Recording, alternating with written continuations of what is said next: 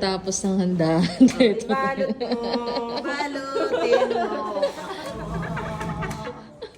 Magkapatid nga kayo. Baby, anto ka na? Di ka natulog kanina eh, no? Wala ka pala kay Kailan talaga eh. Masarap na yun. Baka gusto mo ba ng dessert na yun?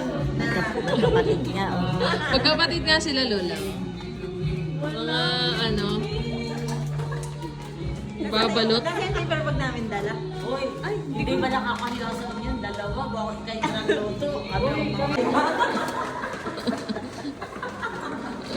Balutin mo. Sabi niya ng Grabe naman kayo. Kaya nga, Lola, binibidyo mo nga.